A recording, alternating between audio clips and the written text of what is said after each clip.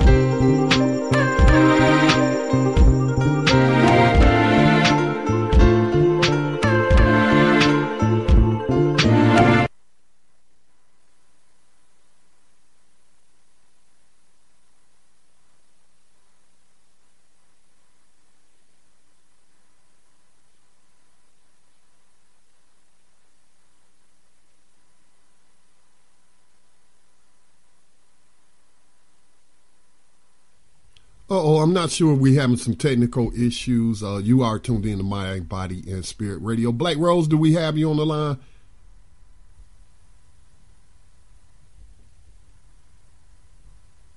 I'm unable to hear you.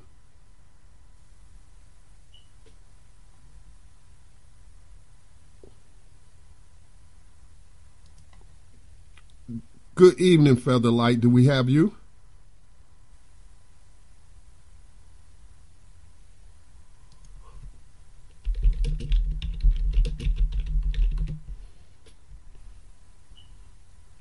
All right, listeners, bear with us as we work through these technical issues. I'm unable to hear either of the ladies tonight. Black Rose, are you there?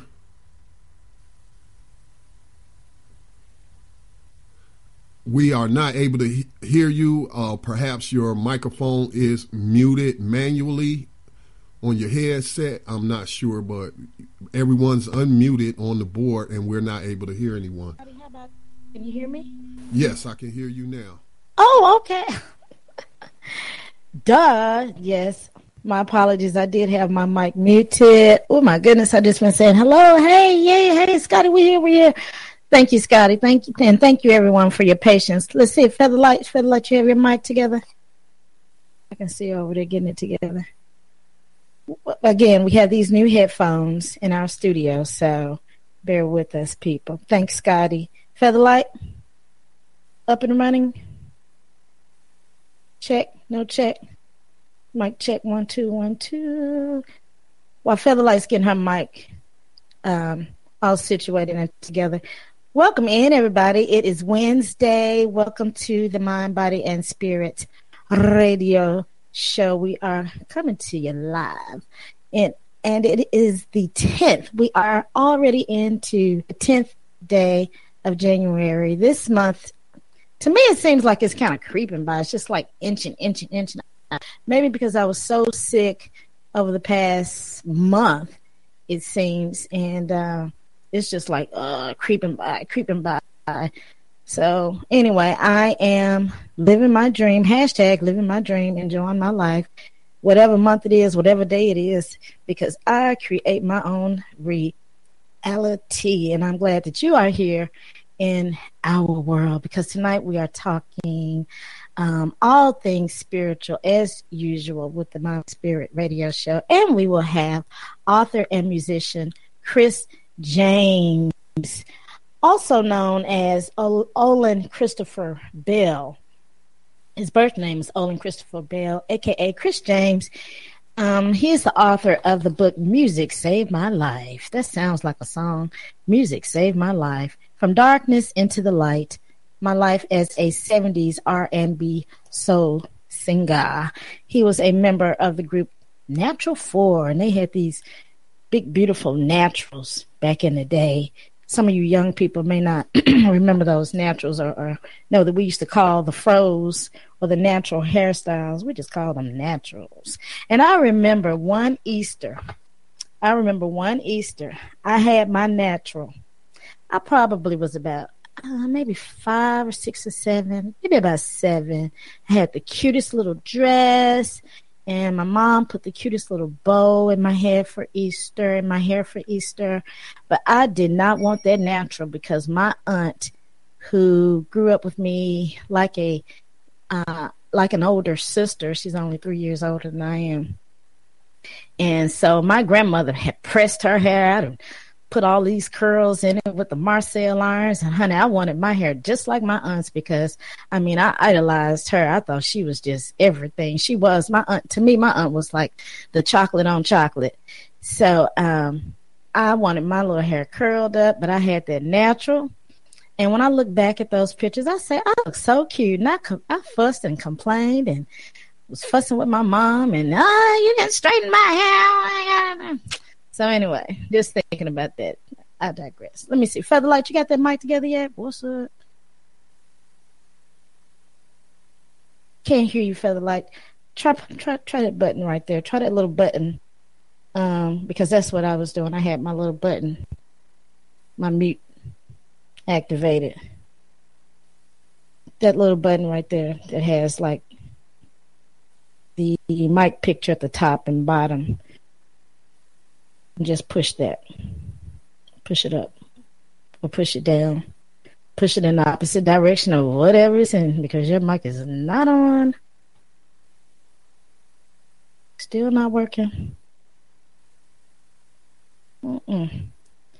Not working. Not working, Featherlight. So let me move on into this quote.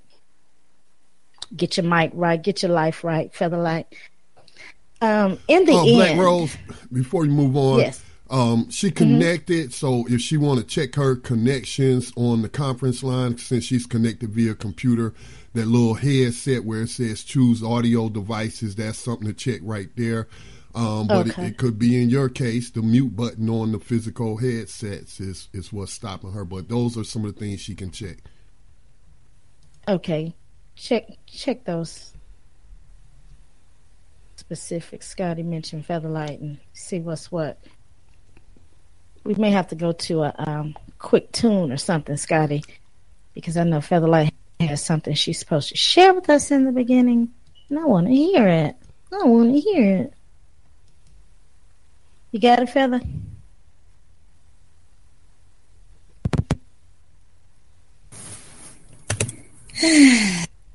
Woo! Come on back to us. Come back to the light. Come back to the light, Featherlight. Yeah, come back to the light. You're almost there. Come back to the light.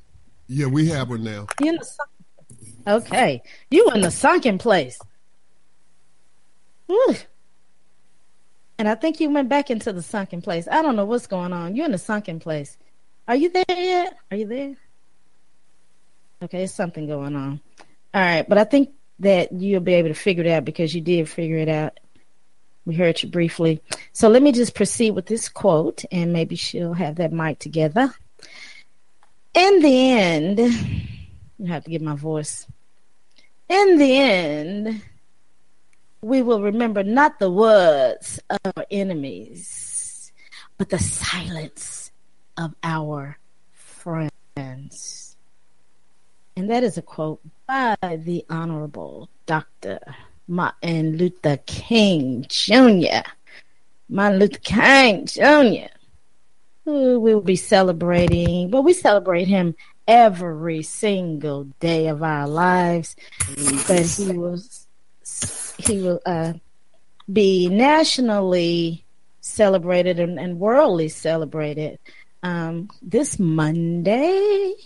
And here in Galveston, there is a MLK parade. I'm looking forward to this parade. This will be my first parade here in Galveston. I used to participate in the parades all the time in Memphis, of course, as well as April 4th Action Day.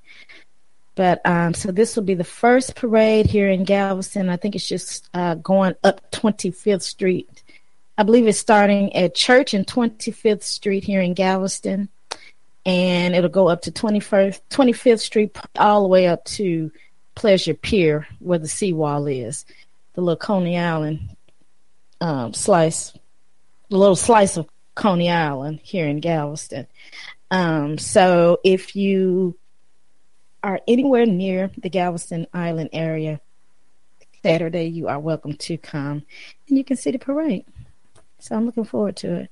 So that's my quote from Dr. King. In the end, we will remember not the words of our enemies, but the silence of our friends. And I really, really like this quote, because when people are silent, when you sit on the sidelines, and when you don't participate, and when you don't speak up, when you don't speak your truth and the truth of others, and you don't support them, that's just as deadly as the enemy, because you are an enemy.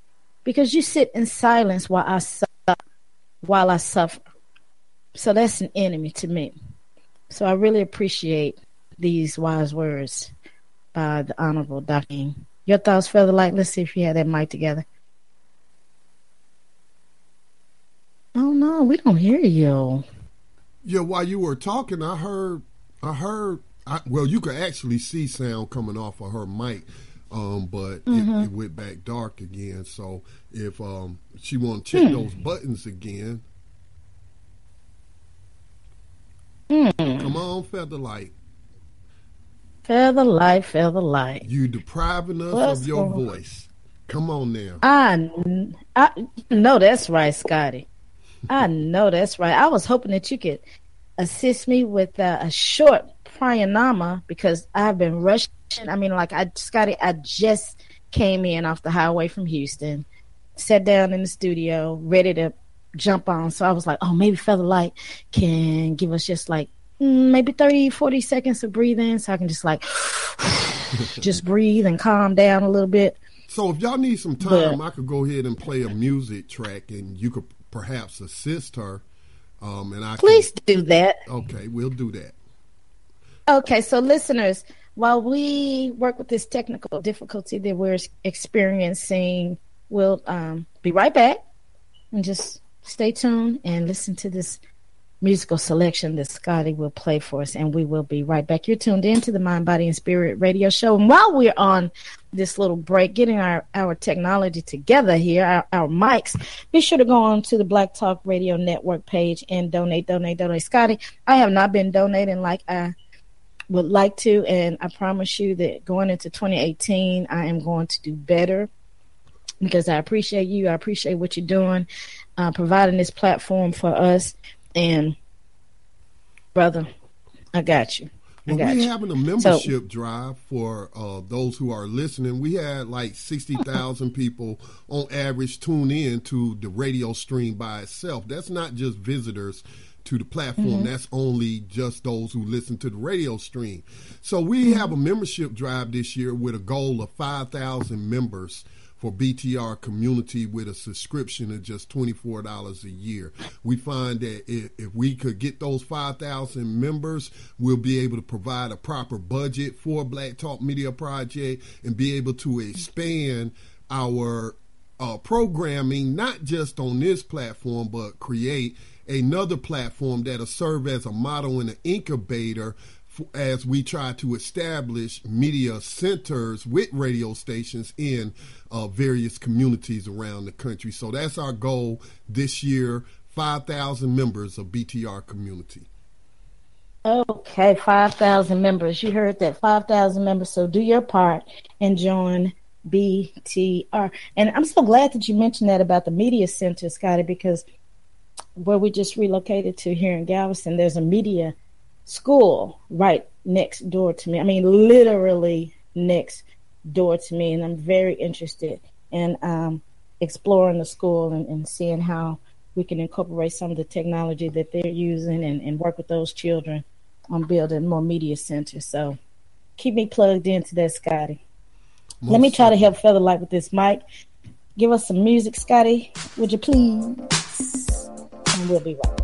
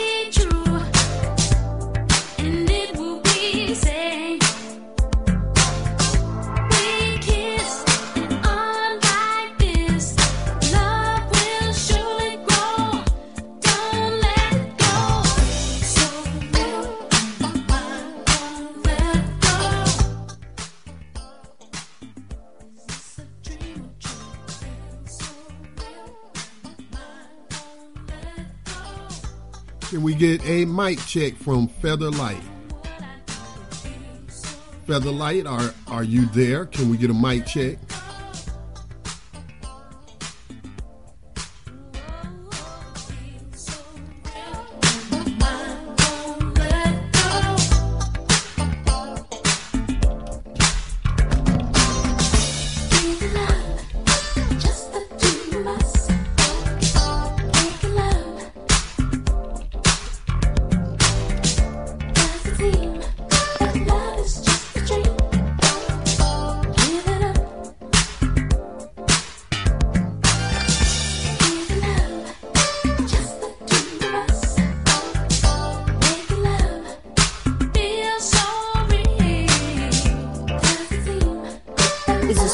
This right here. We can hear you. Oh, okay. All right. Good to hear your voice finally. So if we can get Black Rose back in, we'll be ready to roll.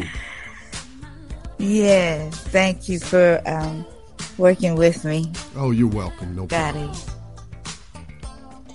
it. Black Rose, do we have you? We'll wait for Black Rose to Okay.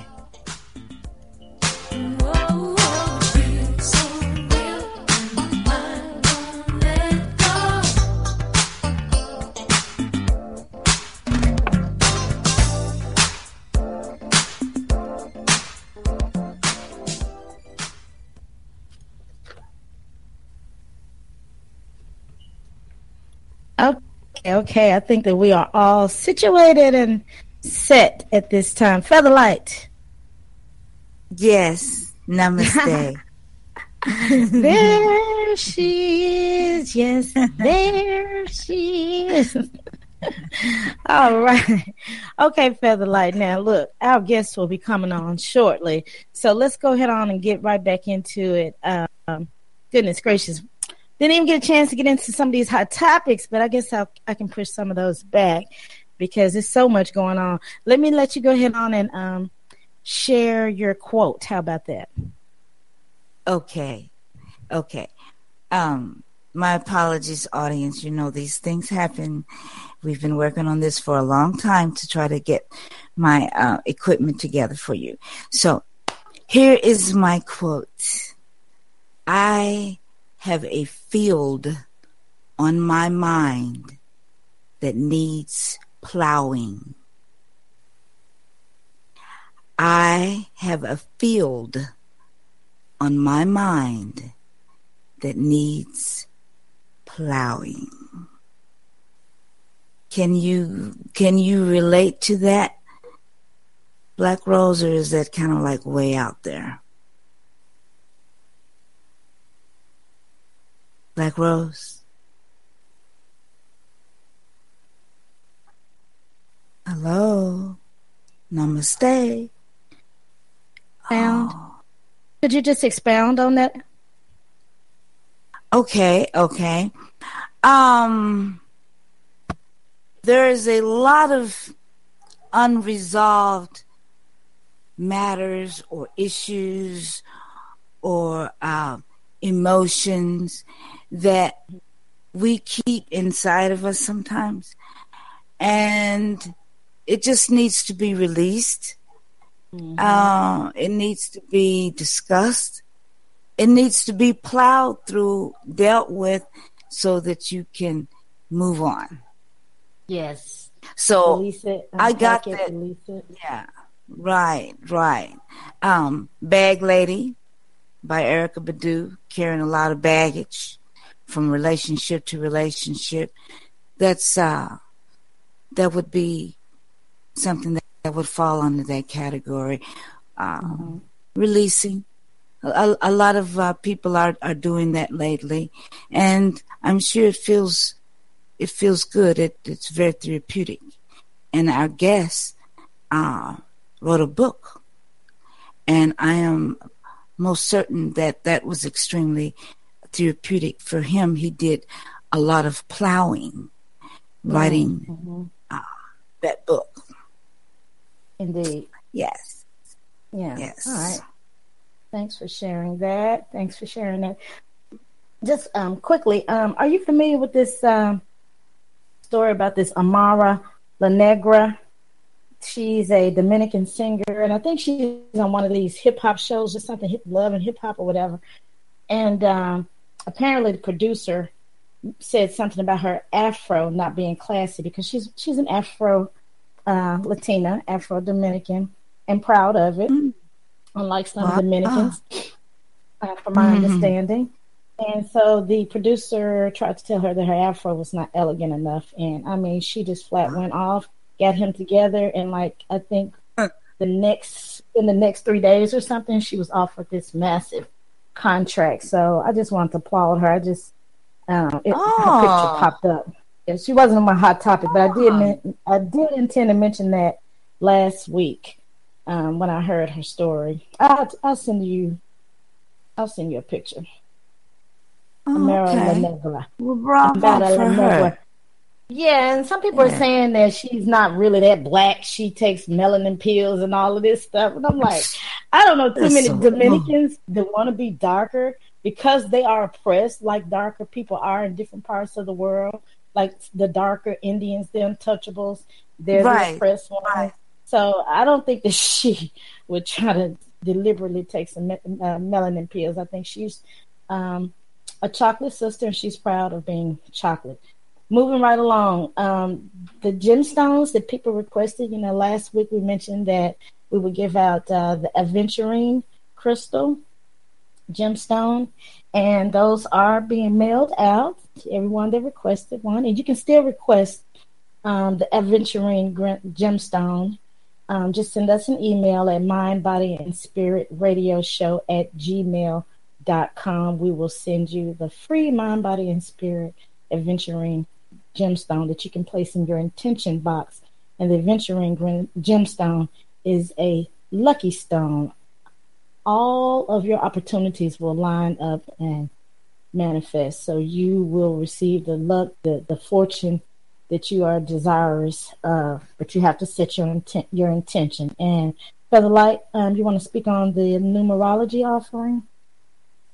Oh yes, I have completed the report for the guests that requested it, and I hope that they find it very interesting. And if you have accepted the fact that everything is energy, the chair you're sitting in, the words in your coming out of your mouth, everything is energy, and letters are energy, and the combination of letters produce certain energies, just like the gemstones from the earth present certain energies, certain properties of energy.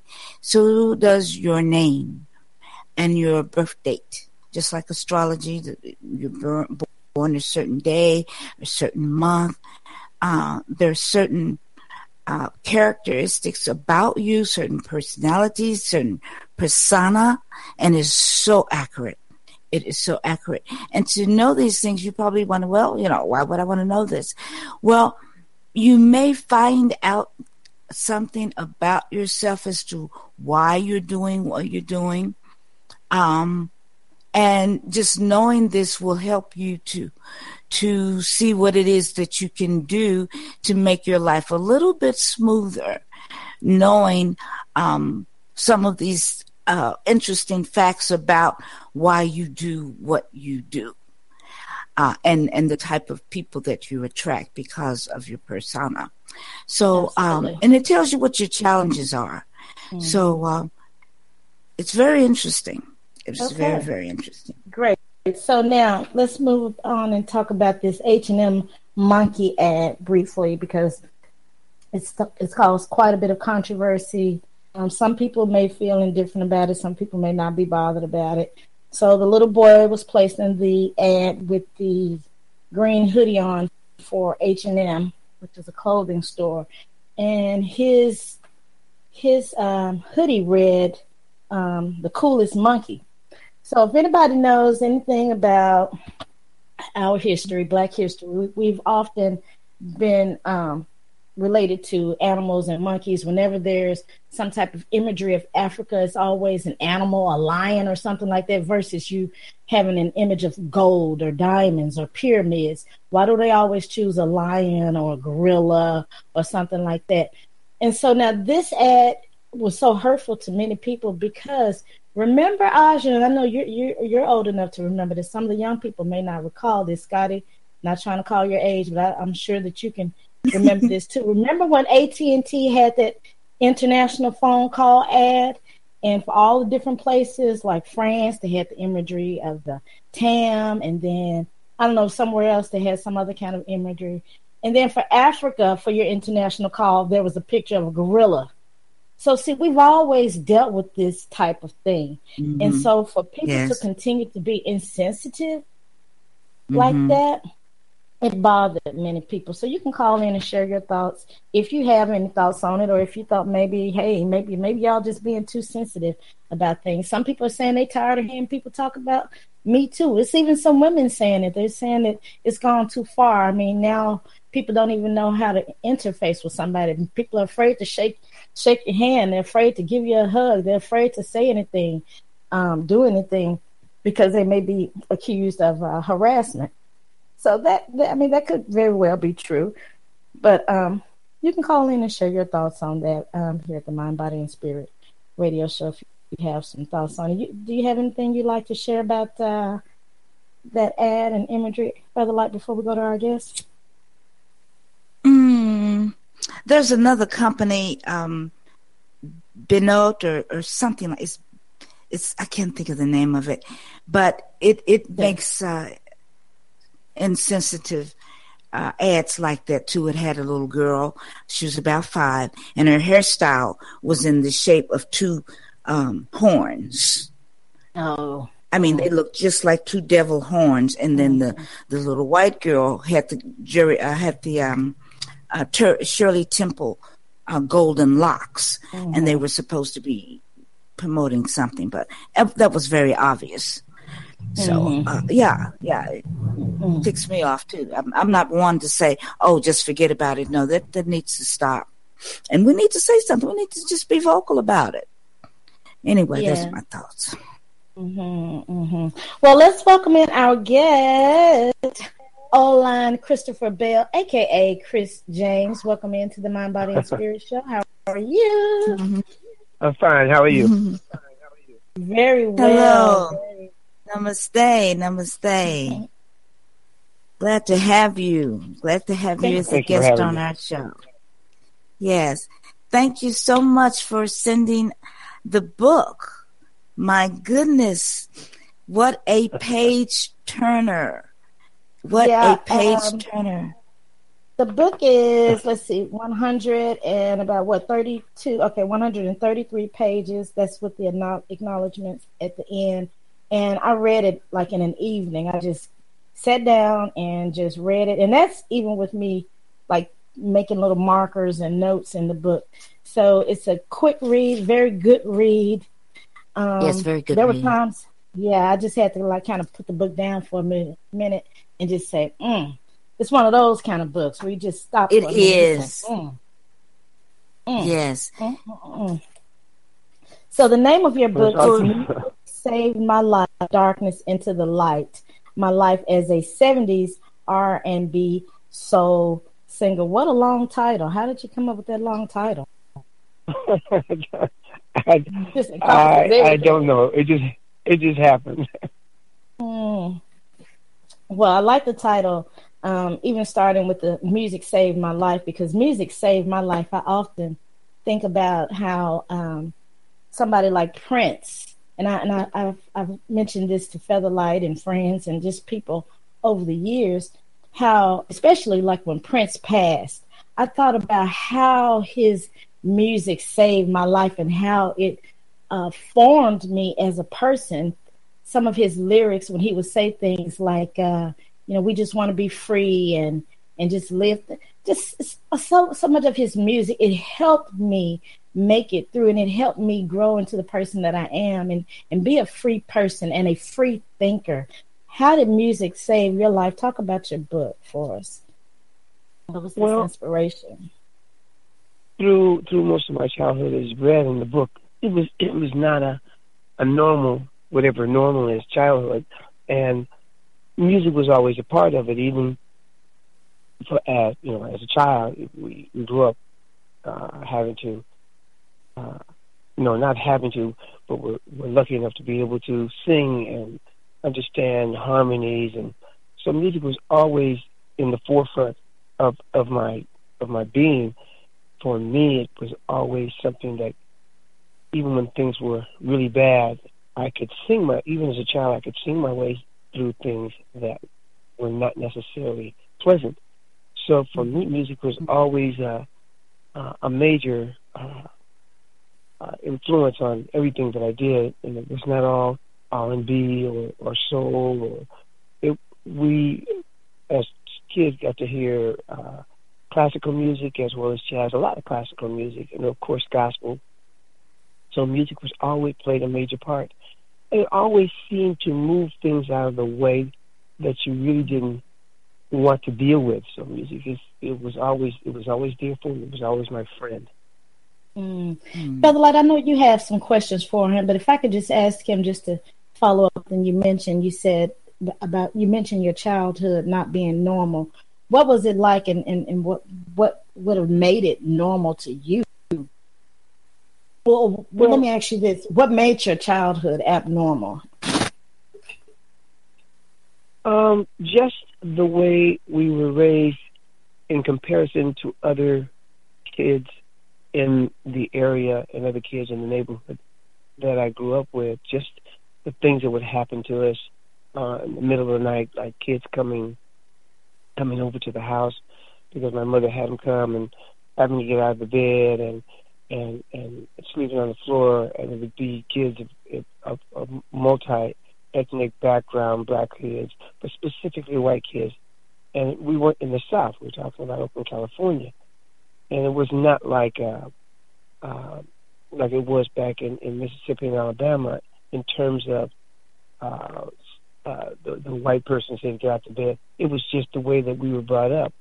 If mother would bring some kids home in the middle of the night, automatically we were going to have to get out. Didn't matter what color they were. We were going to have to get out of bed and let them sleep in the bed. Those things, to me, were not normal. You usually hear other kids talking about these types of things. So that is just one particular incident that, for me, was abnormal. Even as a kid, I'm saying, why? Why do I have to get out of bed for somebody else's kid? And if you say anything about you got your behind beat. So that, to me, was abnormal.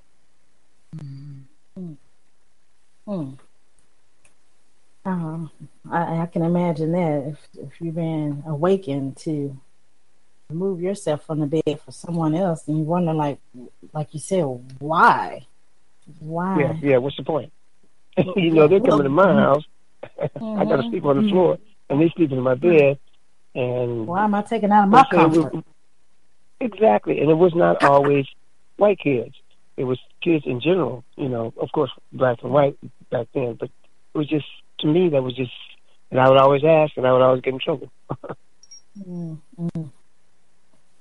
right. Well, Chris, let me ask you this: was she, quote unquote, a foster, just a permanent type foster parent, or is this just something that she just did on her own?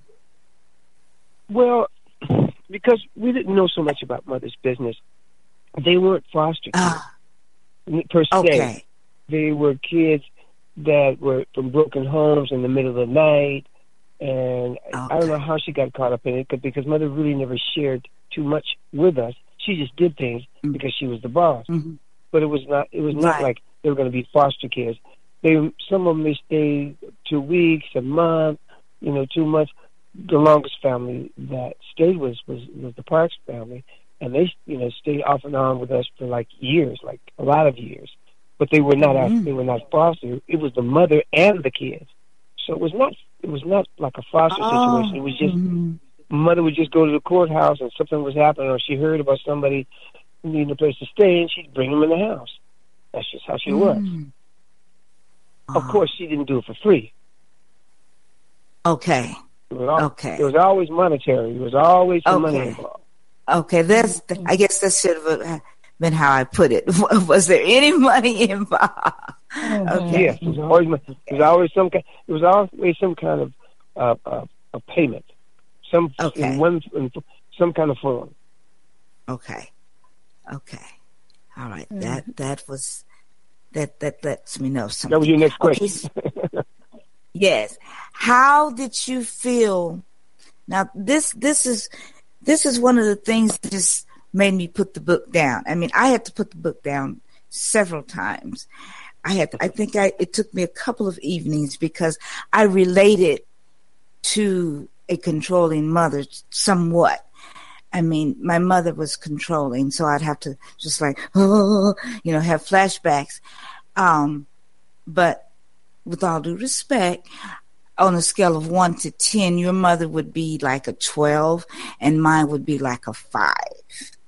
So I wanted to ask, how did you feel when you found out you were married to someone you didn't love and you weren't even present at the ceremony?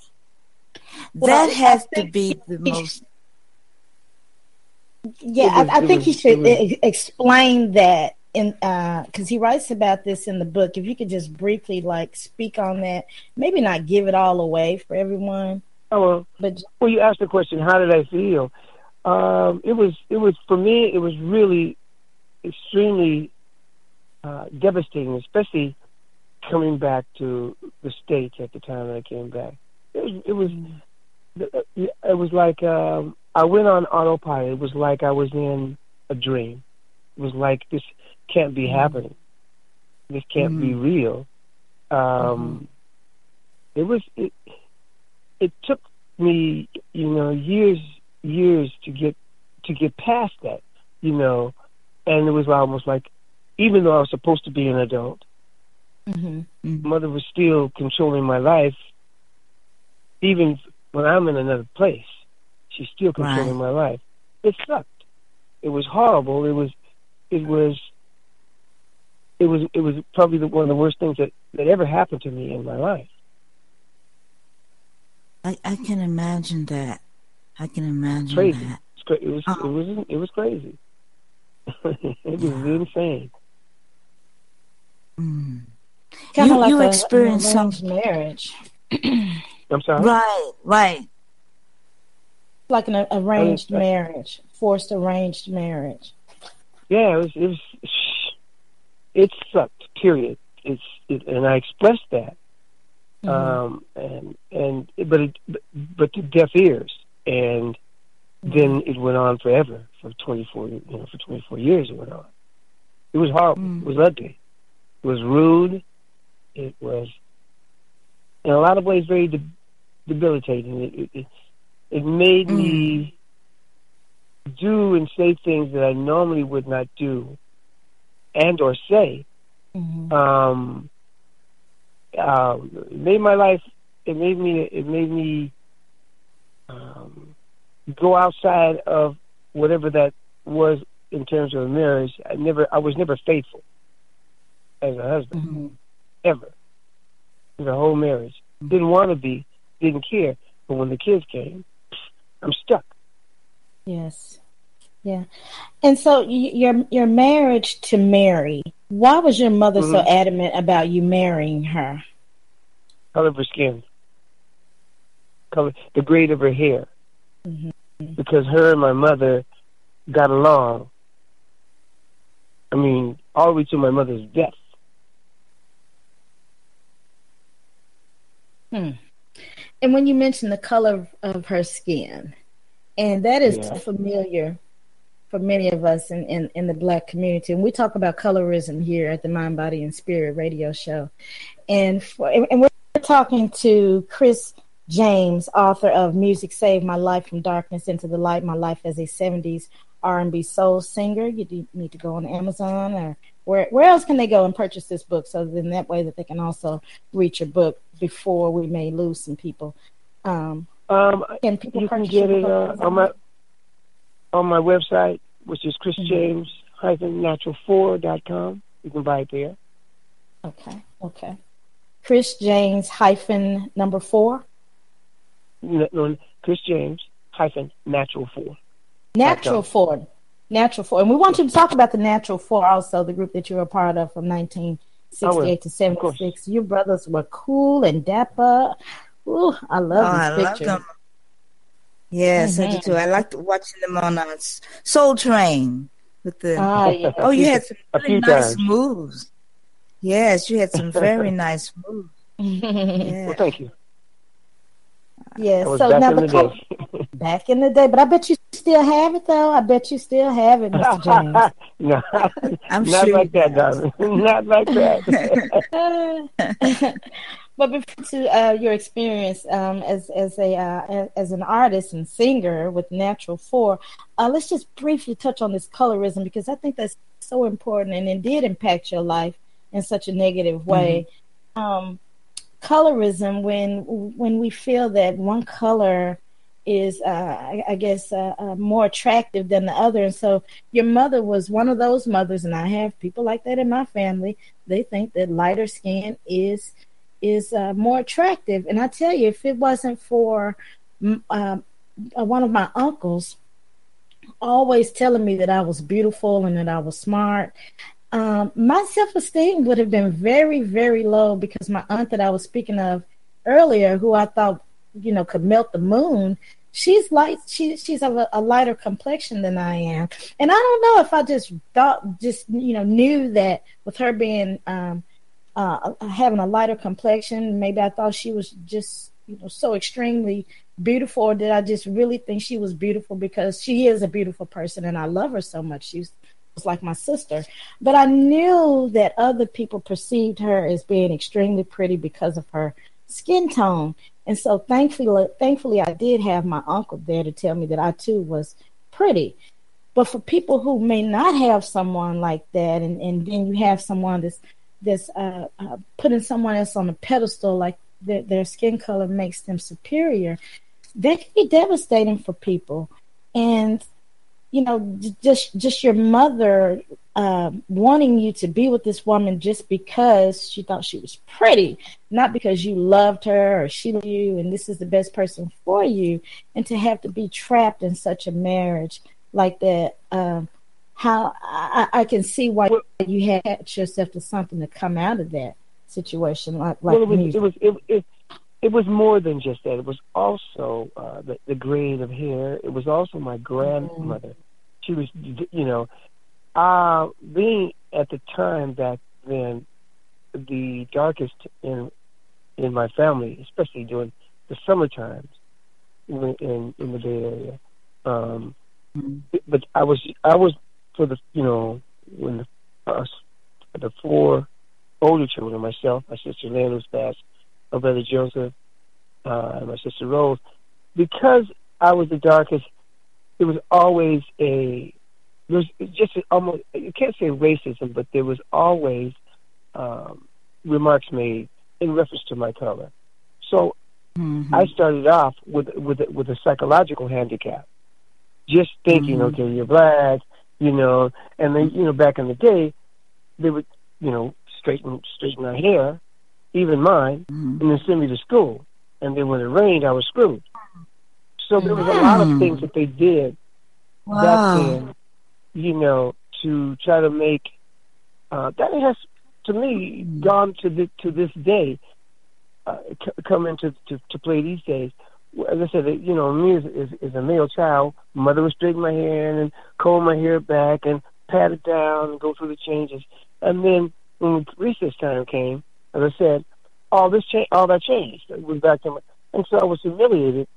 And most of the people that we knew, most of the people that came by our house back then in Oakland, East Oakland was a predominantly white neighborhood. I think there may have been 25 kids in school that held, say 500. It maybe when I was growing up, it was maybe 25 African Americans in the classrooms, maximum.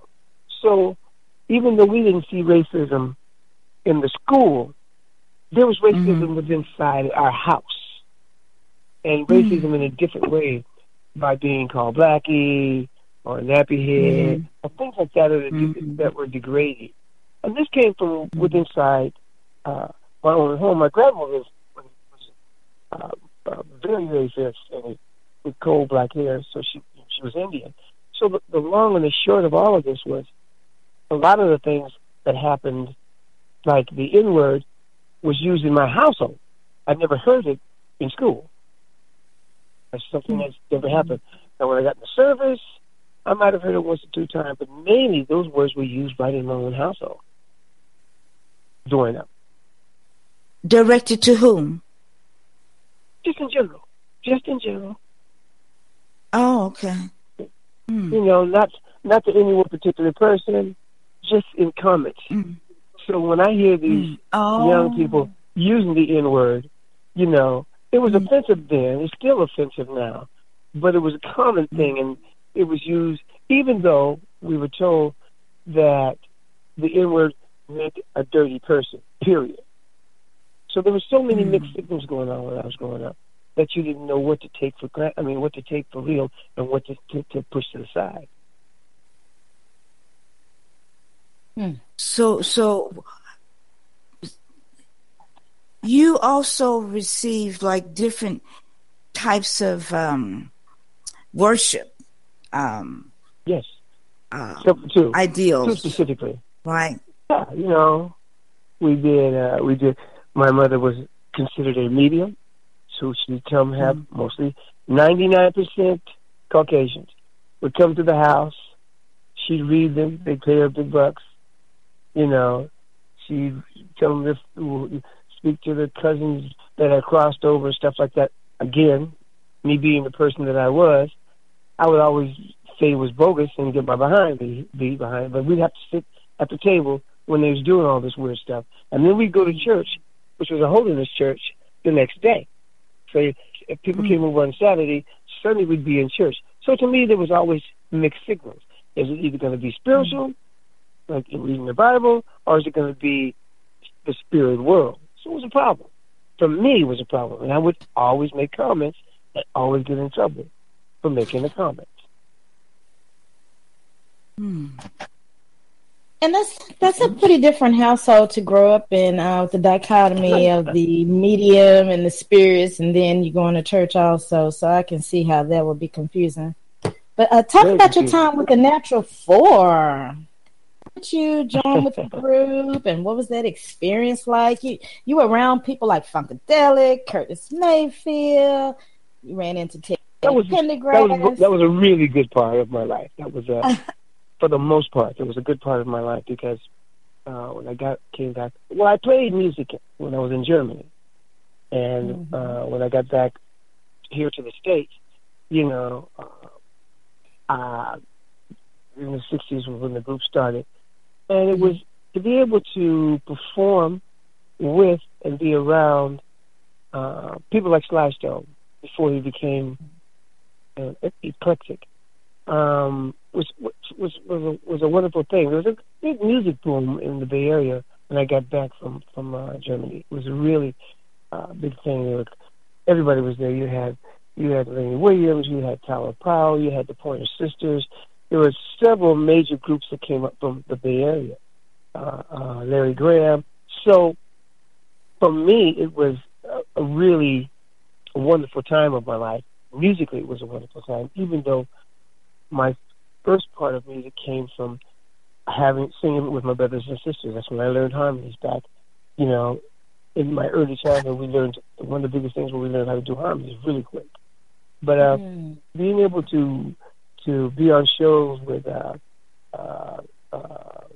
Lionel Richie, which was a Commodore at the time, Curtis Mayfield, the Impressions, most of the major artists that were happening back then, Natural Four got an opportunity to perform with a whole slew of them. You said Natural Four was able to perform. I didn't hear your last sentence. I said that we were able to perform on show with a slew of the major artists back in the day. Yes, I love Curtis Mayfield. Oh my God. Oh, me too. He was a very, very, very, very nice person. You had a question, Feather? I remember Can This Be Real? Are you going to play anything for us tonight? Who, me? I love that song. I'm on my cell phone. No, I mean, I thought you had a clip or something to play for us. But I just love that song, Can This Be Real? Yeah, it was so beautiful. Beautiful. Do you remember the song that most people remember is Can This Be Real? And what I'm trying to get people to understand, that was not our first big hit. Our first big hit was a song when we were on ABC before Curtis.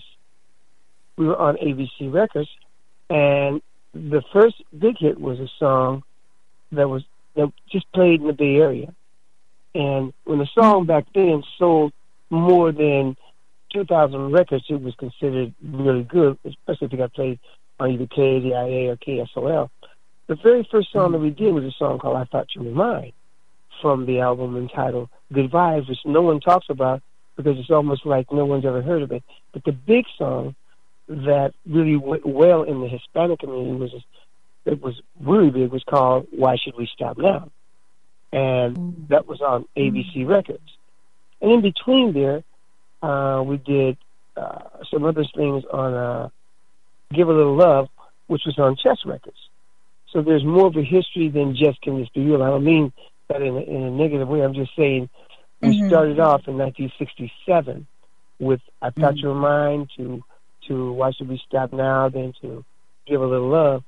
And those were progressively getting up to and to include Can This Be Real?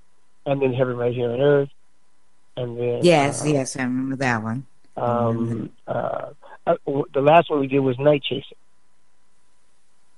And that was done by Chuck Jackson. Yes. Chuck Jackson and Marvin Yancey. I wonder if maybe some of your songs just weren't played as far down as the South. Maybe they didn't play. They weren't. They didn't get down here. Oh. They didn't get down here, and I know that for it to be a fact. Because see, we didn't tour. Natural 4 didn't do. We went to Texas, and the first Natural 4, because there were actually 3 extensions of the Sirius Natural 4, and we got to Texas, but we didn't do any other part of the South. We were not really. It's like the Whispers have been from West Coast to East Coast, completely across the spectrum, and they came in actually after us in a lot of ways, especially in the Bay Area. And they're from, if I'm not mistaken, they're from Nevada, was where they originated from. So they were not not original Bay Area artists, but we didn't have the kind of producers that the Whispers had. They had Dick Griffey, and they plus the Whispers wrote a lot of their own material, and Natural 4 didn't do that in either section of the group. I mean, extensions of the group. Natural 4, we wrote maybe 2 songs on all of our albums. The rest of the stuff was written for us, and we didn't pay attention that like we should have, myself included, and handle our business like we should have handled it, and did more writing. I think that had we done that, but we were not a group like the Whispers. You had 2 brothers, so you're going to automatically have a family tie, and then everybody else around them, Nick, and Marcus, and the rest of the guys, they saw where with me, with the Natural 4, it was really catch as catch can, for a better term. You had the first group, and they did it, which was Alan, Punkin, Johnny, and myself, John January. And they were not really in it to win it. Okay? And then the second extension, which was myself, the third, Steve Strickland, Daryl Kennedy, and myself, and Delmus Whitley, was just the right voices, wrong combination. People don't see what's happening on the inside. The reason the group didn't go any further than Night Chaser was because there was no cohesiveness there. It was all about who's going to be in charge, and drugs, and just all the wrong things. And for me, that was not what, because I'm the one that quit. That was not what I wanted happening. I mean, even bringing in people like Delmus Whitley, who would rip off girls' purses in hotel rooms and stuff like that, criminal stuff. Good singer. I didn't pick him. Willie Hoskins picked this guy, and it was from that, when he came into the group right after, just before the Kurtzon thing, it was downhill from there. We didn't write anything together. We didn't do anything except do routines and trying to write some songs, asking them to write songs back then. It wasn't happening. Period. Not happening. Everybody's too busy.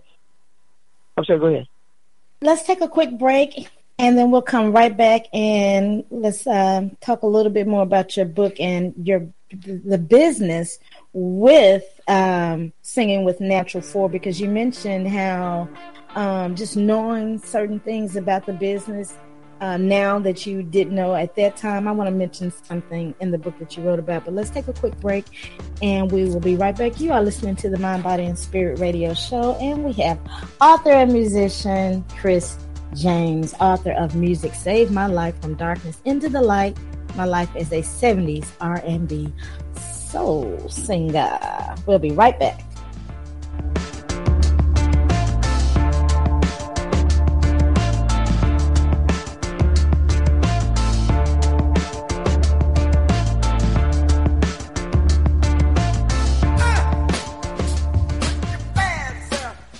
Make Black Talk Radio your choice for digital black radio. New black media for the new millennium. All right, and we're back here at the Mind, Body, and Spirit show with Chris James, author of Music Saved My Life. And give us that website again where people can purchase your book.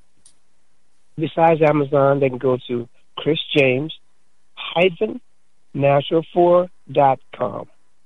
Great. You know what? Let me ask you this. As an author, your book is offered on your website. I know many people offer their books on their website.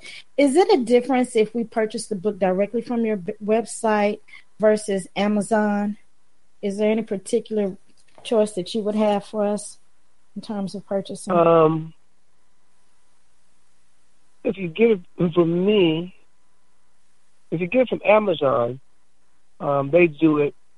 No, there's really no difference. I think there's no difference. All right, then. I was just wondering, do you get more money for your website or how it's recorded, the recordings, or anything like that? Anyway, so we can purchase the book either way, his website or Amazon. Let me ask you this before you go. Now, in your book, you speak about 1974-75 with the Natural Four. You were in Chicago doing a show with Curtis Mayfield, The Impressions, the OJs, and you guys were at the amphitheater. Something happened there, and it seems like it was a mistake, and you wish you had responded differently. What happened at the show, and what did you learn from that? Well, I learned to be a bit more calculating, but what happened was we were out there, and prior to us coming, because first, as a matter of fact, my son was he opened for us, and people loved him, and they didn't get the mics right after he came off the stage. They didn't have none of the mics were set up, and so we went up there and had to scramble around, get the mics together, and this was getting on down the line, because with me, I was really getting kind of pissed off because things were not going as well as I thought that they should go. Curtis and I never had a problem, ever. The whole time that I got to work with him and I were always on good terms. It was the business manager. And I just got pissed off and I lost it back in the dressing room after the show and proceeded to give the quote-unquote manager or executive producer, Marv Stewart, I lost it on him, and I shouldn't have done that. I wish that I hadn't have done that. It didn't cause them to do anything super negative to it, but from that point on, it was all downhill from there in terms of our relationship with him. But I should have done it a different way. Not that I shouldn't have done it. I should have done it in a different way. He should have handled his business good, but I should not have gone off. But I mean, I'm young. I want to impress because behind us is coming the OJs, and I want to do a good job. And we probably did a good job because the audience seems like us. But I was really high strung, so it was just a conversational mistake that I wish I had not done. And so your lesson learned and what you would share with others is to just calm down, maybe take a breather. Exactly. Take your time and think about before you say something. Think about what you're going to say, and do it. If I had to do it over again, of course, which doesn't happen, I would do it totally different. And what did you learn about yourself? Did you learn anything new about yourself after writing this book? Oh, I learned that I like anybody else, I have a temper, and that I needed to learn how to control that temper. I wasn't a temper that was, violent or physical. It was just verbal type of temper. I believe in doing good shows. That was my whole thing. I mean, the reason for Natural 4 was successful is because I pride myself on when we hit the stage, let's hit the stage right. And I think it tied in with my own personal life at that time, if you know what I mean. So everything that had happened prior to it, because all of that baggage was with me through the Natural 4 time. It was right there with me. It never left. But it sounds When I like did this, Go you know, I ahead. said when I wrote this book, I didn't write it to be a book. I started this well over 20 years ago, and it was specifically meant for me to get out of me the frustration and anger that I had for what had happened. So I went to a psychiatrist in San Francisco, and he said the best way to do this, man, is to sit down and write these things down so that you can see them and you can read them and you can understand the things that you want to change. And it took me a long time, because I just released it last year. It took me a long time just to get through those things, because they weren't easy to get through. We're talking about it wasn't just the music. It was the people that were around me the time. I mean, I wish that you could take and wave a magic wand and change things. I know now exactly what I would have done in terms of myself. I would not have done half of the things backwards like I did. But I said this was not something I sat down and said, okay, I'm going to write a book. It was not about that. It was me purging all this madness that I had and all these things that happened to me as a young person. All right. You have any more questions, Featherlight? What encouraged you to go in for therapy in the first place? Because it's not something that we as people of color like to do or admit. What prompted you to seek therapy, to talk about this, to get this out? And you're absolutely right. Most black men will not go and get help. And I thought about it, especially after I got out of service, and then you reading about my son Johnny from Germany, and I needed something to get me from point A to point B, and talking to somebody my own age that was going through whatever change was not helpful. And one day I just said, I need to see a psychiatrist.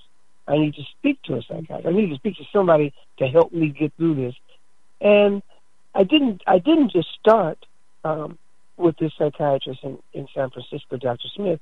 I actually started through the VA because I'm a vet. And so I started there, and they would say, well, maybe you need to get outside help. And that's when I went to San Francisco, sat down with the doctor, and he gave me some tapes and said, hey, you need to write this stuff down, because no one else had told me that. And then I started writing it down. We're talking about over 20 years ago. I started writing this book a little bit at a time, because there's a lot of baggage. Right. It is. You had some experiences, and we thank you so much for sharing. Oh, thank you guys so much for having me. Excuse me, you and ladies. Let us know when you write another book. Do you have another book in the works? No, I'm telling you, no. I had not even thought. I'm telling you, I hadn't even thought about. Other people were saying, "Man, if you ask me, do I have other stories? Absolutely, but do I want to write them?" This one in itself, as I said, was encouraged by really everybody that's close to me. They said, "Man, you need to put this down on paper." Even though I haven't, you need to have what you have on paper. You need to put it in book form, and that's why I did it. I have no plans, but one never knows. Maybe a story or a short video in Galveston, Texas. Galveston Island, Texas. Oh, wow. All the way down here at the bottom. How long have you guys been doing this? Oh, about 4 years now. Wow. Oh, that's beautiful. That's a good thing, sisters. Well, thank you. Well, look, now, before you leave us, are you going to give us a tune? I don't have anything. You want me to play something? I want you to just give us a couple of lines, just a couple of lines to hear your voice. I'll even do the beat. Right I now, got the snaps. No. I'll tell you what I'll do. I got Wait a snaps. minute. Okay. Can I send? Okay. Can I send you something? Yes. Yes. Okay, I'd like, we'll let I'd you like get to, off with that. Yes. I'd like to send you my jazz CD. Please. please. You have my address. Yes. Yes. Okay, if I don't have it, Makita has your address, right? Yes, Makita has it because she Okay, sent the book. I'll send you. I will send you it's a live album. I did it in one day. Really great musicians. It's just 3 pieces of myself, and I would love to send you a copy of the jazz album. And I'd like you to. It's just nothing special. Just sing it standard jazz song. But I'll send that to you. I'll get it out to you tomorrow. I'll get your address from you. Thank you. As soon as we receive the music, do we have your permission to play some of the music on air? Oh, absolutely. Great. Yeah, Well, no we have problem. your legal permission now. Okay, because I don't want you trying to come back and sue us. Talking No. I'm too old for that. No. No, I would consider it an honor. I'd like to come and do a show out there before I give up this business. Well, you should. You certainly should, and we can arrange that. We can arrange that. Yes, absolutely. Galveston is known for its nightlife and clubs and music, and Barry White is from here. I didn't know that. Barry White is from here. Yes. I would love to come and do a show, and you got to give me. I'm telling you, I'm up in age. I'm still singing, but I'm up in age. And you know what? When you come here and sing, this picture of you on the back, I can tell you in the middle of a spin or some kind of step or something. I want to see you do that. Baby, you got to see this. I got to tweet this picture out. You got to see this, baby. He's in the middle of a move. And look, Featherlight, he has that look on his face like, shuck, now I got y'all on this one. I've been practicing this one. I got this two-step. Yes, indeed. Okay. Well, Chris James, we have enjoyed you. I've enjoyed you too. Thank you so much for having me on your show. Yes, we look forward to having you back. We'll have to have you back, and we can talk about some more themes of your book too, because we really didn't get into some of the other elements of the book that I did want to talk about. Just just to unpack some of the things like with the promiscuousness and the little girl that touched you, and more about your relationship with your mom, because I think more men should be able to have that space where they can talk about their relationships with their mom and how that has affected them or impacted them in their relationships. And it really does affect you. And most cats do not even want to talk about. But yes, anytime, just let me know whenever you want me back. I'll be more than happy to just speak with you. And thank you so much for having me. And you know what? You just made me think of something. Maybe we could have some type of forum also when you come to just really talk about that whole subject in and of itself, and just maybe have some men be able to talk about that. I think that would be absolutely great. And believe me, brothers need to start talking about they need to start talking about these things. And there's a bunch of brothers out there going through the same kind of situation that I've gone through, that are, trying to play the macho role. I don't have a problem. I'm not macho. Mm-hmm, mm-hmm. Like I always say, if it happened to me, then it happened to a million other people. I always say that. Thank you. Mm-hmm. Well, look, hook it up. Don't make it too long now, seriously, because brother's getting old here. I know, brother. I know. We will be in touch very soon. Okay, we'll put that together. Thank you. Okay, good night. You take care and God bless you. Good night. Ciao, ciao. Same to you. Namaste. Olin Christopher Bell, a.k.a. Chris James, author of Music Saved My Life from Darkness into the Light, My Life as a 70s R&B soul singer. He was with the group The Natural Four between the years of 1968 and 1976. Check out his book. As he mentioned, you could go to his website, and you can also go on to Amazon.com.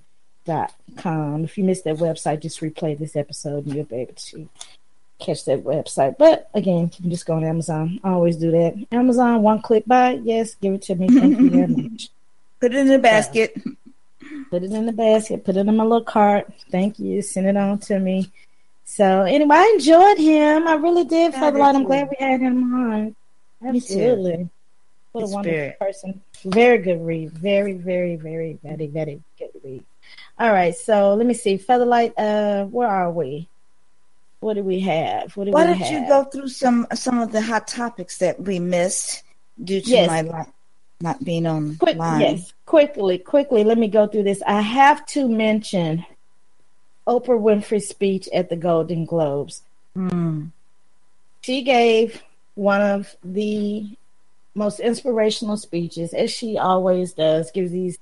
I mean, that woman just knows how to talk. She just has that. She is truly Midas with that Midas touch, and she looks so beautiful. I mean, you can have your issue, problems with Oprah, whatever it may be, but when you look at her overall life and her story to come from where she's come.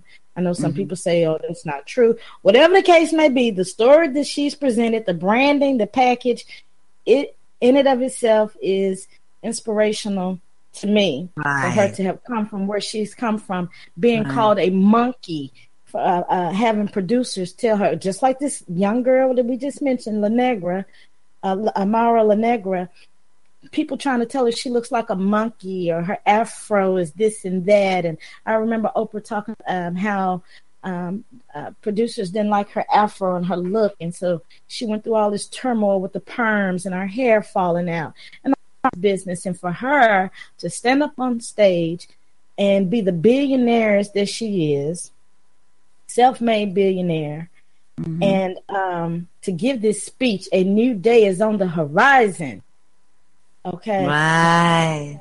To me, it was just inspirational just to hear her talking about Sidney Poitier and seeing him win the Cecil DeMille Award. And goodness gracious, let me see. I'm trying to see a few other things. Well, I'll just get to Reese. Really mentioned Reese Taylor. Yeah, that's what I'm getting to. I was just trying to pull out something else that she mentioned. She referenced the time is up. You know, that's the new hashtag and movement attached to the Me Too. But when she mentioned Reese Taylor, and we talked about Reese Taylor a couple of weeks ago, last week I neglected to mention that Reese Taylor passed, but we briefly mentioned the story of Reese Taylor, how she was gang raped by 6 men. She never was able to receive any justice in this case. Of course, when they raped her, they told her don't say anything. And she, like many other women, Reese Taylor, was just walking home. Reese Taylor was walking home from church, her and someone else. So there was a witness to this crime. They told Reese to get in the car and to have sex with them like she had sex with her husband. This was not some just stray woman walking home from the club or anything like that. This was a wife and a mother. And Reese Taylor was gang raped by these 6 men, told to never say anything. She went home, told her parents. Everyone knew what happened.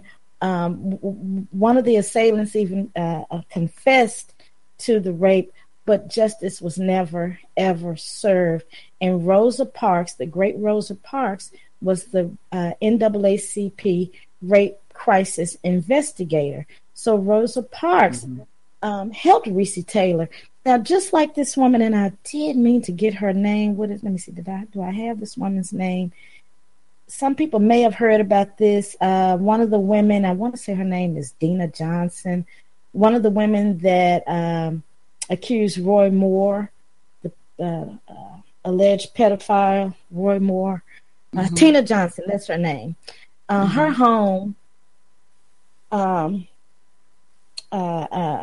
was possibly the result of an arson. Her home was set afire, and it's possibly arson because of her speaking out and speaking her truth. This is the same thing that Reese Taylor and Rosa Parks had to experience, and many others having their homes burned down if they were brave enough to even speak about what happened to them. So I really appreciate Oprah injecting Reese Taylor into her speech, because she didn't have to do that. Now, as much as people might say, oh, Oprah this, she'll sell out, she don't do nothing for black people here, and blah, blah, blah, blah, blah, whatever the case may be. And you never know what path or steps a person is taking. You never know what path they are on. You never know why they do what they have to do. There you go.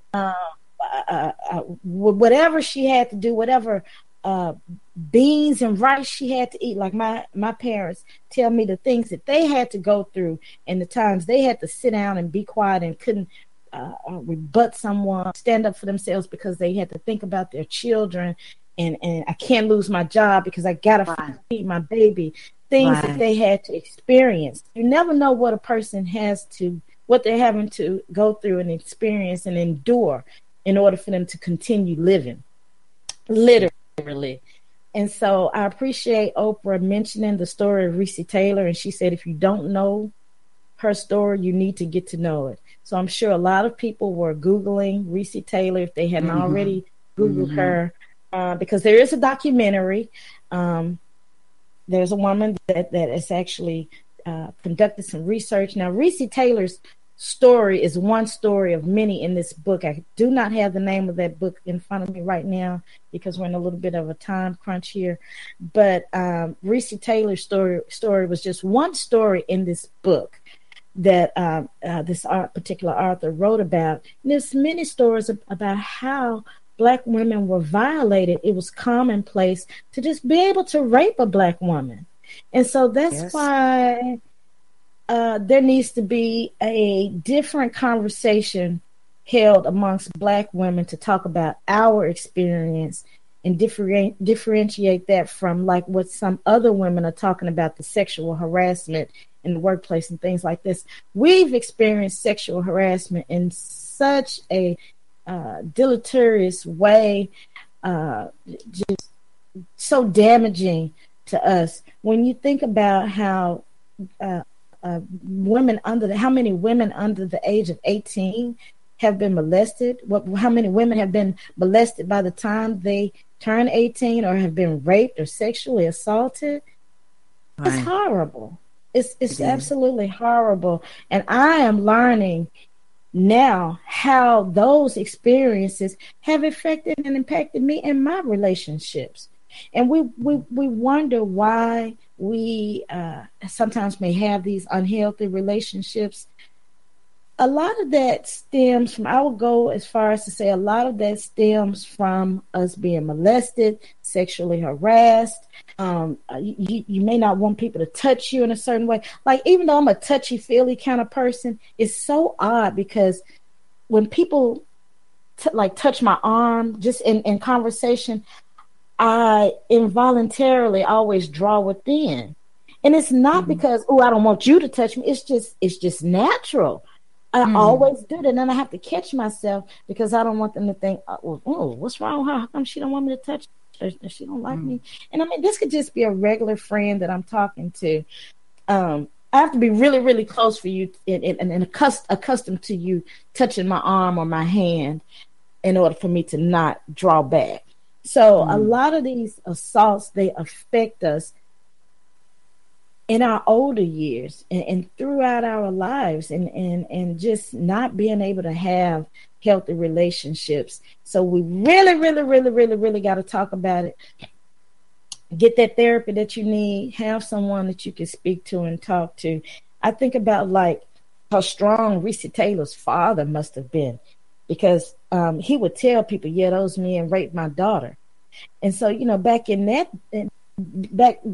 time, a lot of parents, especially fathers, they knew they had to protect their family. And if they knew that if they stepped out and said something, they could be lynched, they could have their tongue cut off, they could be killed, anything.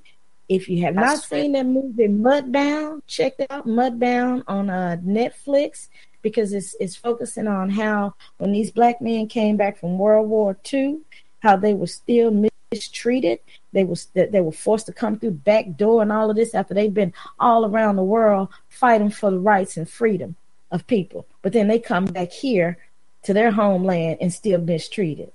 So check that movie out. And then I also wanted to mention, then Featherlight, if you have anything to share about the speech, please do. Sterling K. Brown's speech. He is one of my new favorites. Love him. Me too. Sterling K. Brown on This Is Us. Yes, he made history for winning Best Male Lead Actor in a Series Drama. Mm-hmm. So Sterling K. Brown portrays Randolph, the character Randolph. And in his speech, he spoke about how he's always been injected in these roles where it's, well, let's have this person, and we'll just have you feel this role, this particular character role. So, but he spoke about in his speech how this role was written specifically for a Black man, and he said that he felt good about being able to be a Black man. This was a role written for a Black man, and he could actually portray all of the complexities of a Black man, and how Black men some Black men feel that they have to be perfect, and everything has to be just right and thought out and planned and no mistakes. And that's how we live our lives, many of us, because we always talk you got to work twice as hard. Right here and right now, if I had some children, I wouldn't tell them that. I would not tell them that, because that has hindered us. And it's also hindered those other people who we've been taught to work twice as hard against. Or that's not proper. How would you say that? We've been taught to work twice as hard as one group, whereas they've been able to lax. And now they're suffering because we've been doing... all kind of flips, getting degrees, starting businesses, and doing well, and they're like, well, damn, I was told that they weren't as smart as I am. That's why they got to work twice as hard. And I'll go back to this conversation, and I'm always say it. I remember when I was a freshman at the University of Martinet, Tennessee, and that's back when they used to have to put the grades on the outside of the door. And I remember, because there was only a handful of us Black folks over there in the butt-fuck country, excuse my language. And I remember I would probably be one of two Black people in the class, and I would look at all the grades, and I'd see my grade, and the grades, were in descending order, and I would look at all the grades below me, and I'm like, wait a minute, this is a class full of white people that's got grades lower than me. Hold up now. I thought they were smart, because that's what we were taught. That's what we were taught. That we had to work twice as hard, because the way that we interpreted that is we're not as smart as they are. We're not as good as they are. So we have to work twice as hard. But then I'm sitting here at 19 years of age, 18 years of age, looking at 18, looking at these grades, and I'm like, well, damn, that's all a lie. Hell, they're no smarter than I am. Why is it that not just this class, all my classes, I see my grades are higher than these other people? You have 50-something students in a class, 2 of them Black, and I know what my grade is, and I'm seeing all of these other about 30-something grades, 40 grades below mine. So you see that psychological trauma and drama crap that we have to go through. All right. Yeah, I said that little piece. You have anything to say before we go to our break, Featherlight? No, go ahead. You're on the roll. Well, we're going to go to break, and then we'll come back with African Spirit. But I didn't know if you wanted to mention anything about Oprah's speech and Reese Taylor. Oh, no. I am just glad that she mentioned it. I'm glad that she also mentioned Speak Your Truth, because both of those topics we had touched on here at Mind, Body, and Spirit. So that means we're on the same plane. We're in that energy that's moving. And that energy that's moving. She inspired me to do another piece, another spoken word. Another spoken word. All right, then. Well, let's take a break. And when we come back, we'll come back with our African Spirit. And we are celebrating Dr. Martin Luther King. We'll be right back. You tuned into the Mind, Body, and Spirit radio show.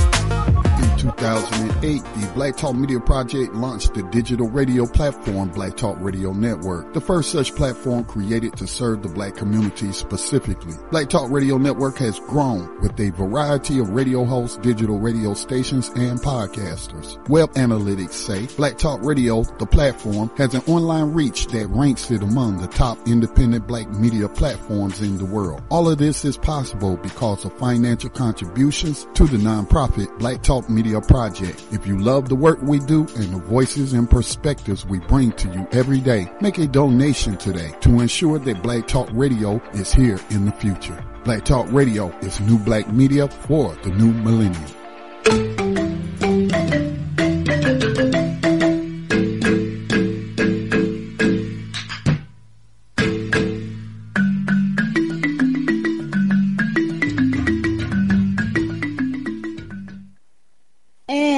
Tonight for our African Spirit here at the Mind, Body, and Spirit Radio Show, we are, of course, honoring Dr. Martin Luther King since we're celebrating his birthday this weekend and officially on Monday. And this Monday will actually, the celebration will actually fall on his actual birthday. You know, they couldn't give him the national holiday on his birthday. They had to do some old stuff. Now, some of these younger people may not remember, well, they weren't here, rather, when we were fighting for this day, when Coretta Scott King started to push to make his birthday a national holiday. I remember that. And I remember John McCain not wanting to vote for the holiday in Arizona. I remember you, John McCain. Yeah, I remember you. I see you. So, Dr. King, Prince of Peace. Dr. King, an American Baptist minister and activist who became the most visible spokesperson and leader in the civil rights movement. Children, Martin Luther King III, Yolanda King, and Bernice King. Dexter Scott. He was born on January 15th, noon, in Atlanta, assassinated in my hometown of Memphis, Tennessee on April 4th, 1968. During the less than 13 years of Dr. Martin Luther King Jr.'s leadership of the modern American Civil Rights Movement from December 1955 until April 4th, as we mentioned, African Americans achieved more genuine progress towards racial equality in America than the previous 350 years had produced. He's widely regarded as America's preeminent advocate of nonviolence and one of the greatest nonviolent leaders in world history. You know, I really don't like when we just focus on the nonviolent. That's always associated with Dr. King, you know, just to try to keep us being nonviolent.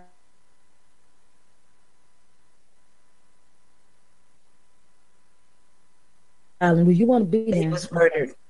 Exactly. So you murdered the nonviolent man. So yeah. Yes. So, yeah, I need to keep being nonviolent, right? Okay.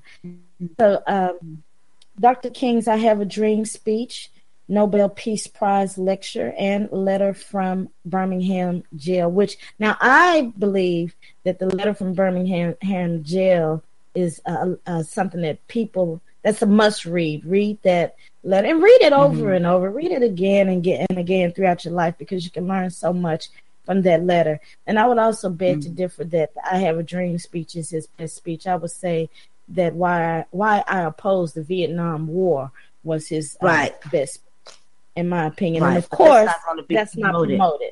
Right. That's not promoted. But let's see. His accomplishments are now taught to American children of all races, and his teachings are studied by scholars and students worldwide. In 1955, he was recruited to serve as spokesman for the Montgomery bus boycott, which was a campaign by the African American population of Montgomery, Alabama, to force integration of the city's bus lines. After 381 days of nearly universal participation by citizens of the Black community, many of whom had to walk miles to work each day. As a result, the U.S. Supreme Court ruled that racial segregation in transportation was unconstitutional. Actually, the bus companies were losing too much money, so they had to do something. Yes. Okay, let's just keep it real. It's not like they said, "Oh, well, let's go on and let the black people ride the bus." You know, we let them ride wherever they want. No, they were losing money, just like Wonder Bread was. Hit them in the pockets. Hit them in the pockets. That's right. That's right.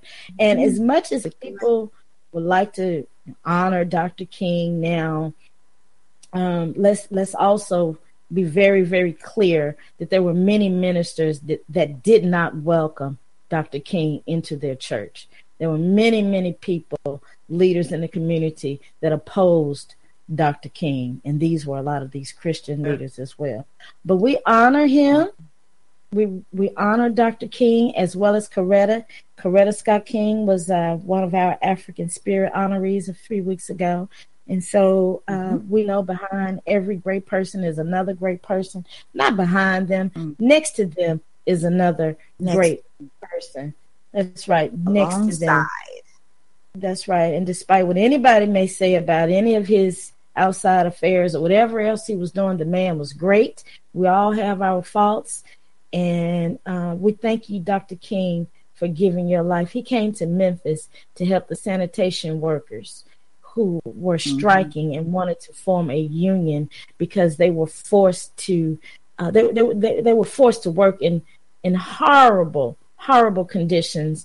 And there was a man that was eating his sandwich, his lunch, and he was crushed in the back of a garbage truck because the black men were not allowed to come inside and eat their lunch when it was raining. They had to eat their lunch outside or stand inside the same filthy garbage truck where they were collecting garbage.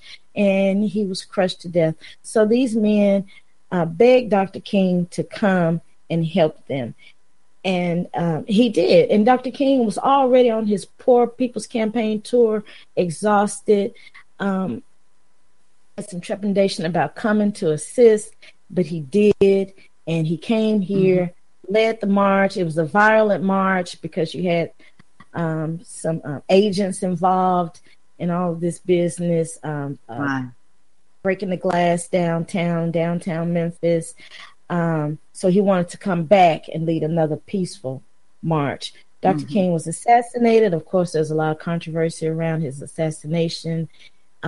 If you have not watched that video when Baba Dick Gregory talks about the assassination of Dr. King and the people who could have possibly played a part in it, then you should definitely watch that video.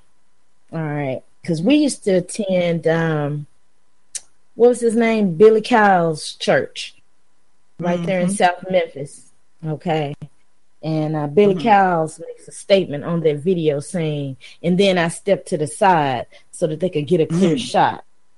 Like, wait a minute, little man, you got to take your medicine today. You telling off on yourself. You said what? Look, you say what now?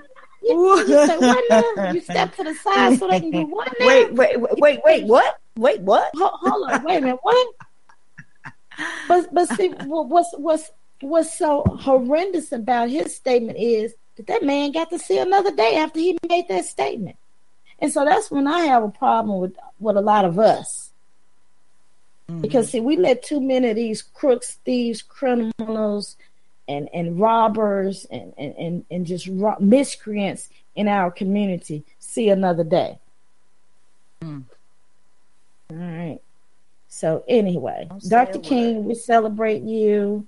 We celebrate you and thank you for your contribution to society and just giving your life. We honor you, we thank you, and we love you. Dr. Martin Luther King Jr. Yes. Bravo, all right. Namaste. All right. So what do we have now? Oh, can I mention this? Get Out, the movie, that movie Get Out. Yeah. It did not win because it was in that comedy story for the Golden Globes. And I mean, that movie, what's his name? Key Peele or whatever, something. I can't Key and Peele. Peele. What's his name? Well, it's two of them. It's Key and Peele. But before you go to that, can I say something about Dr. King? Sure. because he gets a bad rap. And, you know, I was reading a story today about a $550,000 lawsuit that these women won for sexual harassment on the job. Now, and the EEOC investigated that.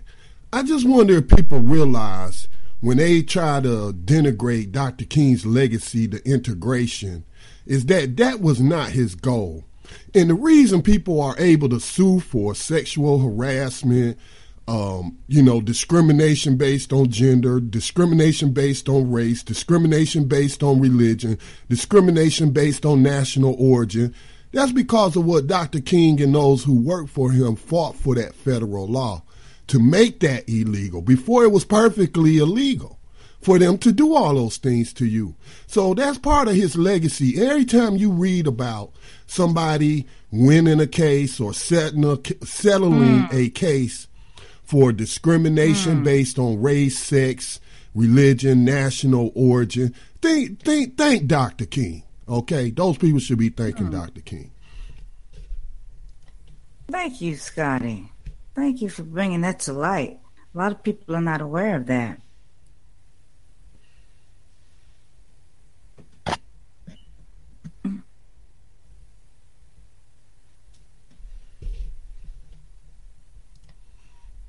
I don't know if Black Rose is talking, but we can't hear you.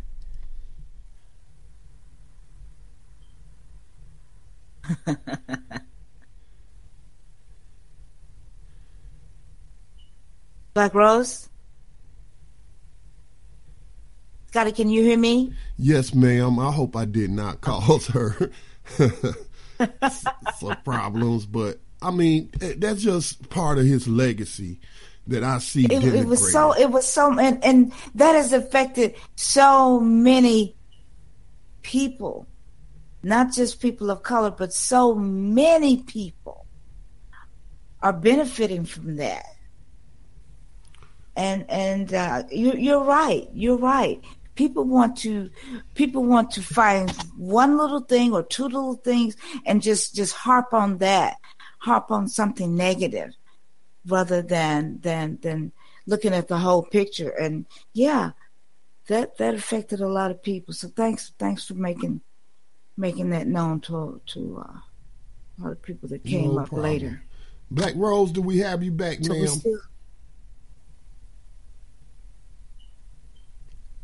I just don't know what happened to her mic, Featherlight. Okay, looks like she got disconnected because I see her saying Black Rose is viewing the chat room, so maybe she got disconnected or something.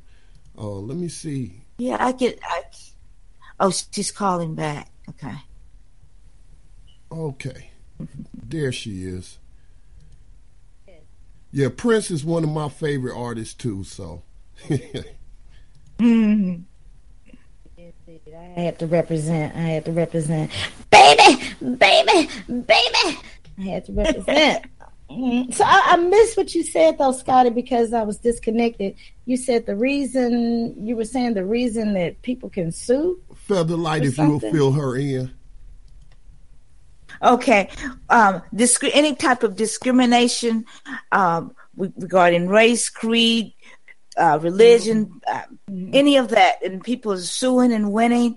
That is all because of Dr. King and his people working to get that approved, get that passed. So a lot of people are riding on that, and he's getting a bad rap because people don't realize that is through their efforts. That's right. And you know, we were talking about something similar to that. Yeah, we were talking about a similar situation the other day, how what we have experienced, period, as Black people has enabled so many people. We always have had to come through it and just get kicked in the butt, to make things better in all of these, in other people's lives, like affirmative action. And who benefits the most from that, from affirmative action? Not us. These people keep talking about, well, if we didn't have affirmative action, I would have been able to get that place at that college. I would have been accepted to that college. Listen, and nobody's keeping you from being out of college. I just talked about how my grades were better than everybody's grades in my classes. not better than everybody's, but I had high marks. Okay, and I had not only the minority scholarships, I had academic scholarships as well. And I do say scholarships with an S, full ride. Okay, so nobody's taking no places from nobody. And Right. and what made me think about that is also I saw this guy that I follow on Twitter, and he said he was talking about affirmative action, how people are complaining about how they're not being accepted to college because they want to say these Negroes taking our places in college and these Asian people taking our place in college and all of this. And he said if that was the case, if we were going to college for free, that's what they were trying to say. We're going to college for free, not that we're necessarily taking their places. He said, then I wouldn't have my daughter's tuition. So people began to reply to the tweet saying, yeah, and I wish that they could eradicate my student loans since, I'm having since I went to college for free, then, okay, then I don't need to pay back a student loan. And if anybody should be going to school for free, it should be us. Since you prevented us from learning to read, from gaining an education, we're the ones that created education. People came from, let me just break this down right quick so it can forever be broke. Okay, like they said on what's my show? Love.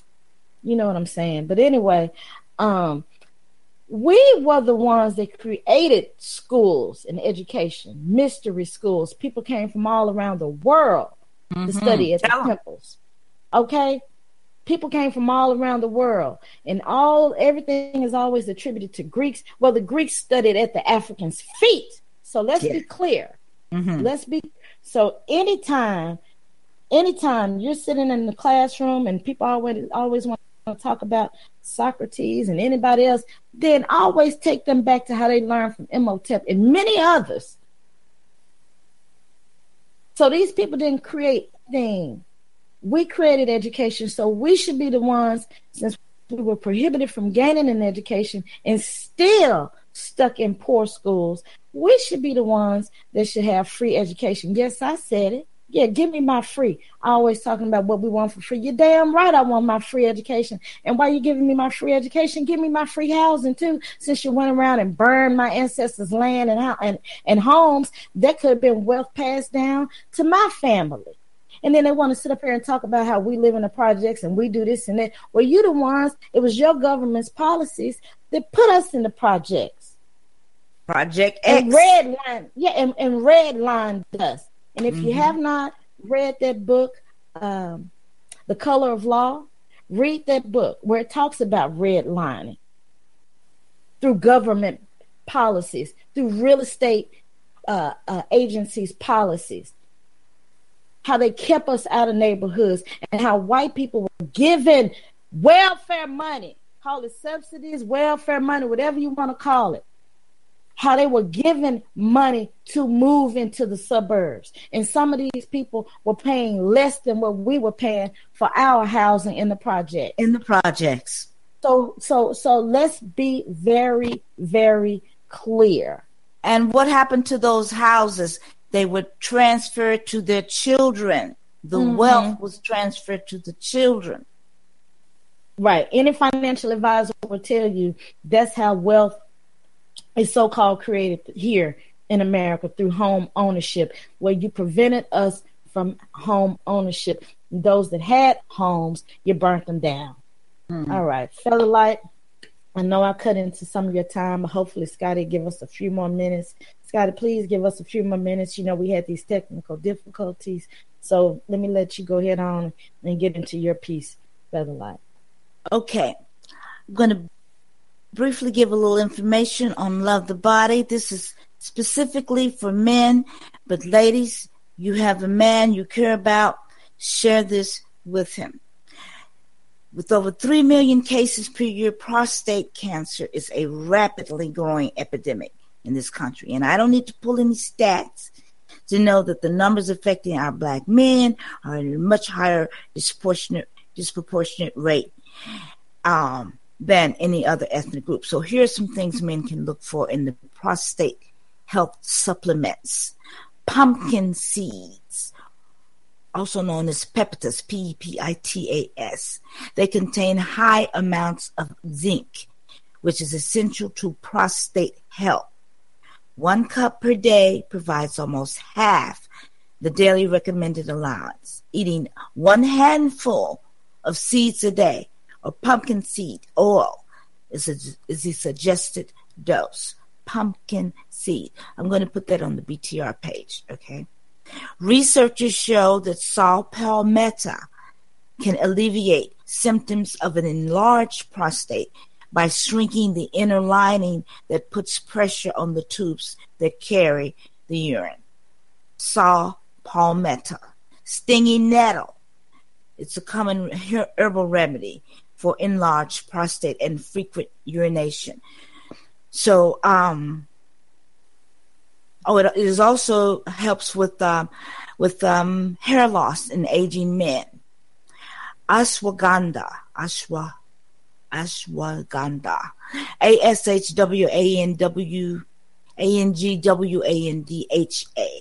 ashwagandha, wanda, has been an alternative. That's a really good. Yes, I use that. I mean, it's not just for men. It's been an alternative for decades to slow the process of andropause or male menopause. Yes, men have menopause too. They just don't talk about it.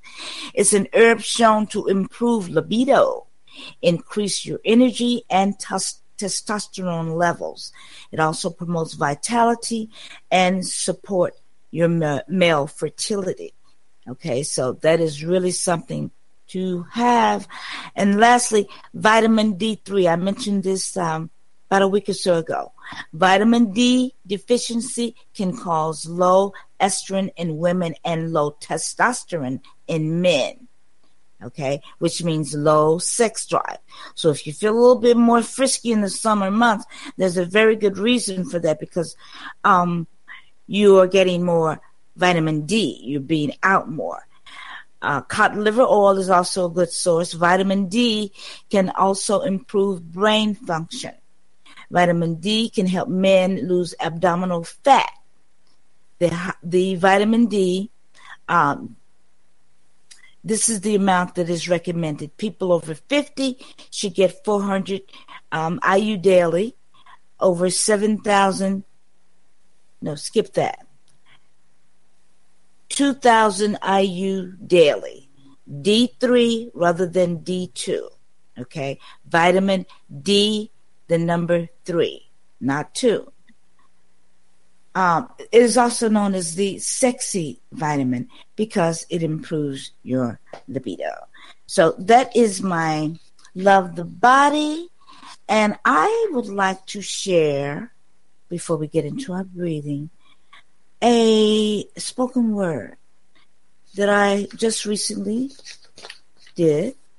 Actually, yesterday and today. And I was sort of inspired by Oprah Winfrey's speech. Sometimes I will get a title and I'll just make a note of it and I'll come back and I'll fill in the words. So I've had this title for a while. The title is Get Up. But I just started filling in the words yesterday. So you guys will be the first ones to hear. This is my first time speaking this out loud. So the title is, I said, Get Up. Oh, may I have some finger snaps or something? Because I have to get into my empath mode. I don't hear anything. Black Rose, finger snaps. Thank you. Everybody else listening, finger snaps. Just imagine that you're seeing me sitting on the little stool and I'm getting ready and the lights are dim. All right. I know you're down, but when you gonna get up? I know you feel like you've been run over by 3 Mack trucks, but when you gonna get up? I know you feel like your heart has been broken into a million pieces, but it's only your ego that's been bruised. And I sympathize with you, but when you gonna get up? I know you feel like you're not where you're supposed to be, so you got tired and decided to take a seat, got comfortable and lost track of time, so you're on pause.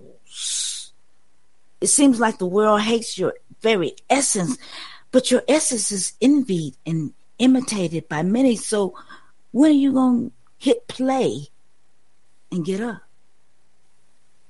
You've been beaten, kicked, scorned, talked about as sure as you're born.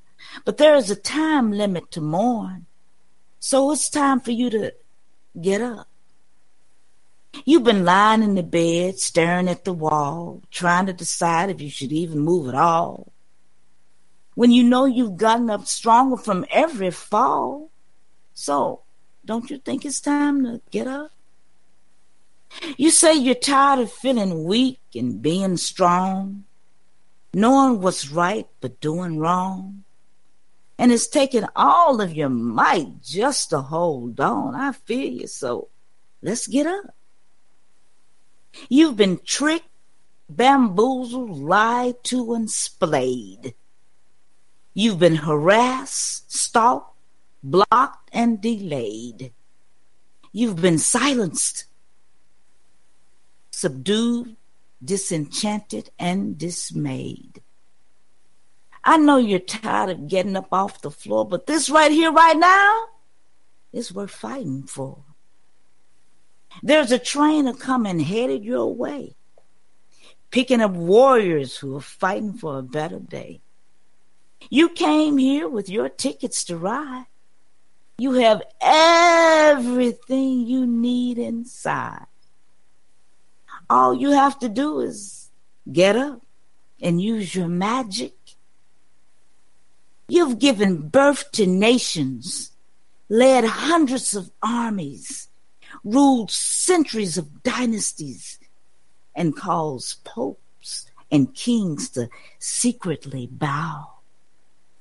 Your beauty and stature, the subject of artists and poets. But hear me when I say it's your time now.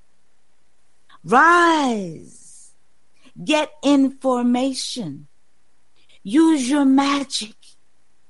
You're gifted with an overflowing cup. It's been waiting for you all along. All you have to do is get the fuck up. Ooh. Namaste. Ooh, namaste. Get up. Get moving. Get out the sunken place. Get up. Get up. It's hard to get up sometimes, Featherlight. It's hard to get up sometimes. I know. That's why I'm trying to inspire. Okay. I'm trying to inspire. Okay. Well, we hope that people have been pushing. I'm pushing. I'm nudging. I'm feeling so many people that it's they're like, oh, I just can't. Come on. Yeah. Come on. You have to take that step. Yeah, got to take that step. Got to take that step. Well, all right, so let's relax. Yes, that's what I've been waiting on. Breathe and relax. Did you have a letter? We'll have to read it next week. Okay. Oh my gosh. This is going to be a short, quick breathing. Okay, so take a deep, conscious breath. You are aware. Scotty, that was pure art. So I do not apologize for the obscenity. That is art. Okay.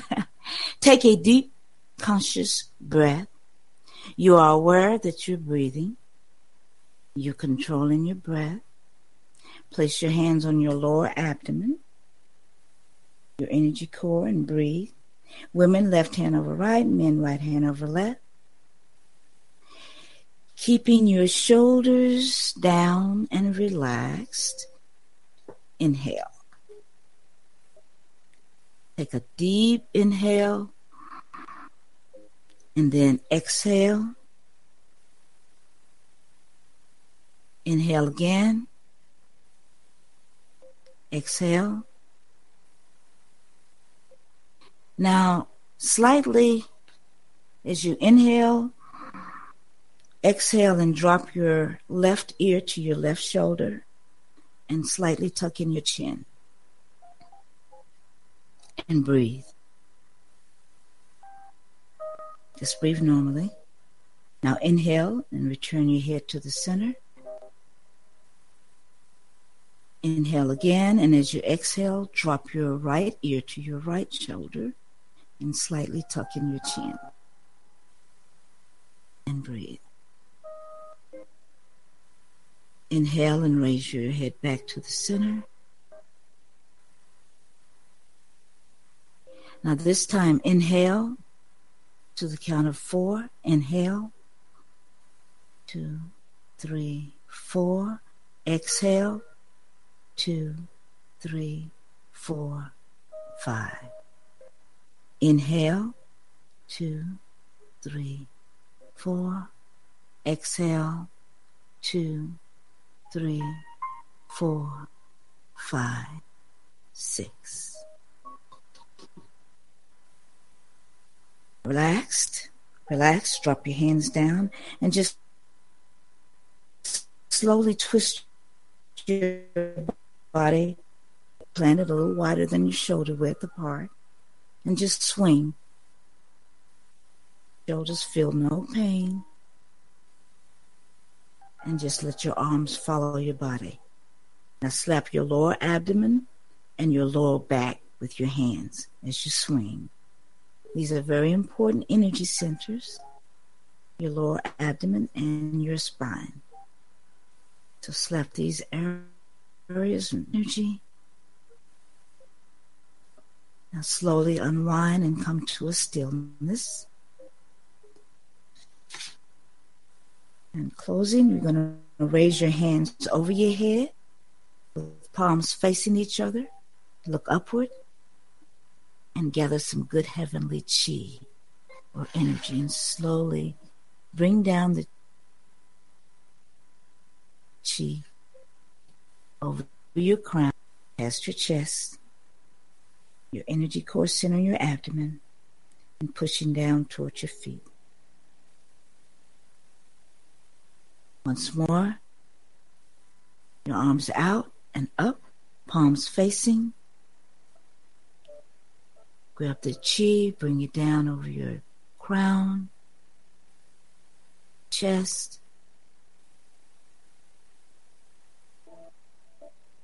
your abdomen, toward the floor. One last time. This time form a triangle. Grab the chi, bring it down over your crown, your shoulders, bring it to the center core, your stomach, your abdomen. Just hold it and breathe.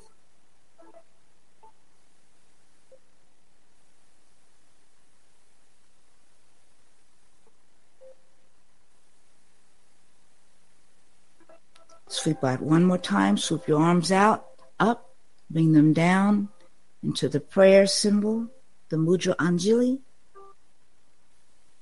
Take a slight bow, smile, namaste. Namaste. Thank you so much for joining us in our Qigong and our Pranayama. We will see you next week. Namaste. Namaste and good night.